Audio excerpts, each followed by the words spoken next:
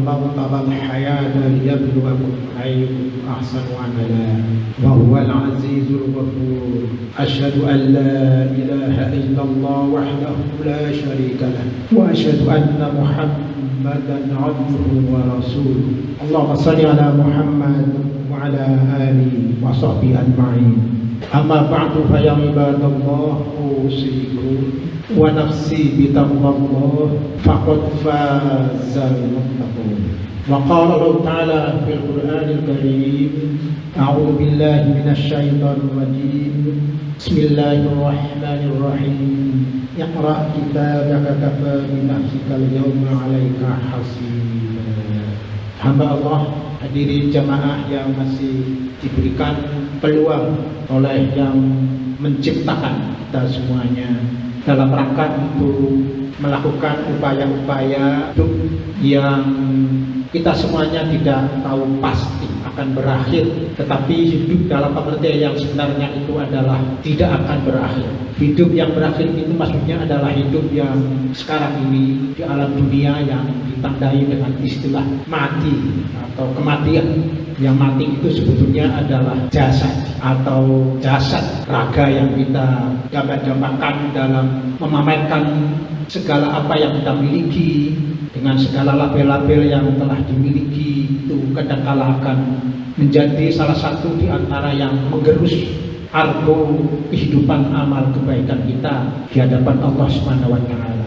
Hadirin jamaah yang dimuliakan Allah. Ayat yang saya bacakan tadi dalam surat Al-Isra ayat 14 mengingatkan kepada kita semuanya bahwasanya kita semuanya tanpa kecuali, baik orang Islam ataupun tidak Islam, baik Islamnya yang betul-betul sungguh-sungguh dalam menjalankan syariatnya ataupun yang setengah-setengah atau yang hanya sekedar label Islam, itu semuanya akan mendapat kitab dari Allah Subhanahu wa taala. Jadi kita semuanya akan diberikan kitab. Kalau sekarang kitab yang kita miliki juga sama, di mana-mana kitabnya adalah satu Al-Qur'anul Karim. Kitab yang akan diberikan kepada setiap orang juga namanya sama, yaitu kitab amal. Jadi semuanya akan diberikan kitab oleh Allah yang berisi catatan-catatan kehidupan. Yang catatan itu tidak ada yang dimanipulasi, tidak ada yang mungkin salah hitung, atau mungkin bisa direkayasa hitungan-hitungan itu. Seperti kalau dalam hitungan kacamata manusia 2 tambah 2 mungkin bisa berarti 4, atau bisa berarti 3 tambah 1, atau 4 tambah 0, dan segala macam istilah-istilah itu artinya adalah bisa direkayasa. Tetapi catatan-catatan amal yang akan kita baca besok di alam akhirat, yang itu masing-masing akan dibaca oleh dirinya sendiri secara terbuka. Jadi kalau kita baca dalam ayat sebelumnya dalam surat Al-Isra ayat 13 adalah besok di alam akhirat yang berkiamat masing-masing akan dikandungkan kitab oleh Allah Subhanahu wa taala dan akan dibuka secara terbuka, akan dibaca secara terbuka, yang kita akan tahu di mana dan seperti apa perjalanan hidup yang kita lakukan selama ini dalam konteks hubungannya dengan mengisi syariat-syariat agama yang harus kita junjung tinggi, yang harus kita jadikan sebagai salah satu di antara ikon kehidupan yang akhirnya adalah akan menemui kepastian. Jadi sekarang ini kan mungkin di antara kita semuanya mungkin ada yang belum bisa mengukur kepastian hidup, maka hidup kita itu betul-betul menjadi hamba Allah yang akan dimasukkan dalam golongan-golongan yang as-sabiqunal awwalun. Meskipun di dalam beberapa ayat kalau kita baca dalam surat Al-Waqiah ayat 13-14 di mana umat-umat setelah Nabi Muhammad SAW itu adalah termasuk umat yang nantinya akan mendapatkan kaping surga itu yang sedikit, bisa dibaca dalam surat Al-Waqiah ayat 13 dan 14. Dan yang paling banyak adalah umat-umat sebelum Nabi Muhammad SAW. Itu mungkin secara ilmu, secara akademisi bisa ditelusuri, bisa dikaji. Kenapa seperti itu? Mungkin dalam pengertian yang menyangkut hubungannya dengan serapan ajaran agama itu zaman dulu itu belum banyak referensi, belum banyak dicampuri dengan pemikiran manusia. Sekarang kan antara pemikiran manusia dengan syariat, dengan Al-Quran dan As-Sunnah itu kadang-kala digerus. Kita dengan bangga sebagai akademisi Mungkin kalau kita pertahankan karya ilmiahnya, mengetengahkan tentang teori ini, tapi itu adalah teori-teori yang belum menunjukkan kepastian, dan mungkin juga salah. Sebagaimana apa yang telah disampaikan oleh salah seorang sahabat, kalau apa yang saya sampaikan ini adalah merupakan Al-Quran dan As-Sunnah, saya ambil dari Al-Quran dan As-Sunnah, ikuti, fattabi'u. Tetapi kalau itu adalah pendapat saya, boleh Anda ikuti, boleh tidak. Ini kata-kata sahabat, kata-kata orang yang memang sudah tersaring dalam pemikiran dan juga amaliyahnya, juga mengatakan seperti itu. Artinya adalah itu tidak menjadi salah satu bentuk yang first, yang pertama kali menjadi narasi, menjadi acuan, menjadi kebanggaan dalam hidup kita. Karena kadang-kala antara syariat dan hakikat itu mungkin beda-beda tipis ya. Jadi kita sudah sering mengkaji berbagai macam ilmu-ilmu, tetapi secara hakikatnya kita masih kering atau masih tipis.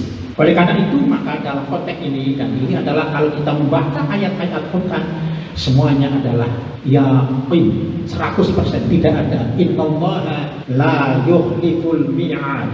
Jadi apapun yang telah Allah berikan, yang Allah informasikan, yang Allah firmankan di dalam Al-Quran, tidak ada yang akan diselisih, tidak ada yang akan berbeda dengan apa yang telah dijanjikan oleh Allah Subhanahu wa Ta'ala. Intinya adalah kita harus super hati-hati, kita harus sangat waspada, dan kita harus baca, bisa mengerti, bisa mengukur diri kita masing-masing. Ada satu slogan yang saya baca pada saat tadi saya mencucikan motor saya di salah satu tempat yang tukang cucian itu sekian orang itu adalah bertato semua. Tetapi anehnya ada kata-kata yang bagi saya itu menyentuh. Apa kata-kata itu? Jadi apa yang dikatakan orang melalui mulutnya itu jangan serta-merta diambil hati. Karena belum tentu mulut, apa yang dia katakan dalam mulut itu adalah sesuai dengan suara hati. Ini adalah kata-kata yang dipaparkan yang oleh beberapa orang itu mungkin dari sisi profilnya itu adalah mungkin kalau dicampurkan dalam suasana-suasana yang sifatnya religius tidak banyak menarik, tapi kata-kata itu menjadi pelajaran bagi kita semuanya. Jadi maka sebelum kita tuh membaca kitab-kitab kita sendiri, sekarang kita baca sendiri. Bagaimana membacanya? Ya kita membaca dari asalnya seperti apa. Jadi setiap apa yang kita kerjakan itu harus selalu kita dialogkan, harus kita rujukkan. Apakah sesuai dengan syariat, sesuai dengan ajaran-ajaran yang Allah firmankan dalam Al-Quran, dan sesuai dengan tuntunan kita Nabi Muhammad SAW.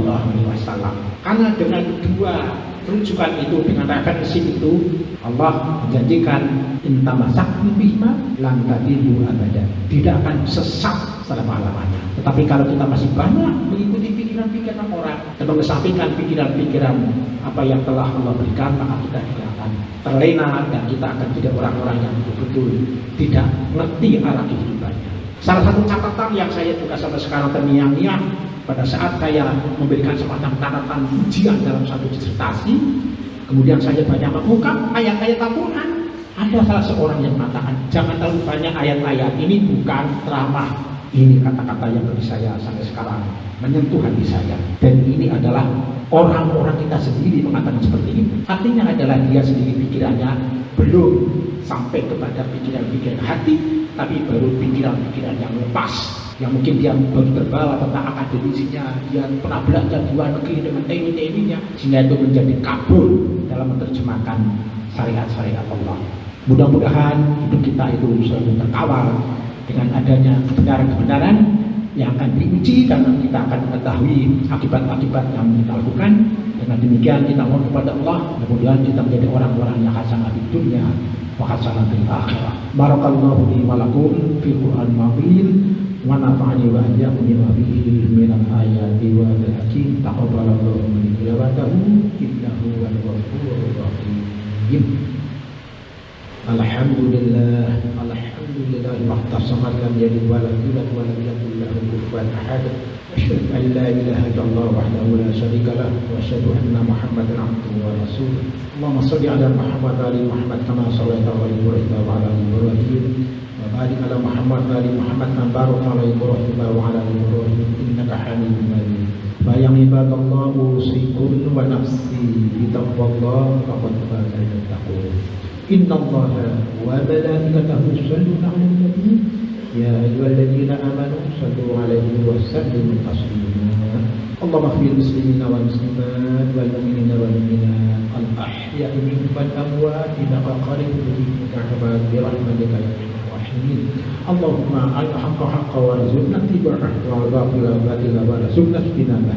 ربنا آمنا بما أنزلت واتبعنا الرسول فاكتبنا مع الشاهدين. ربنا آتنا في الدنيا حسنة وفي الآخرة حسنة وقنا عذاب النار والحمد لله رب العالمين.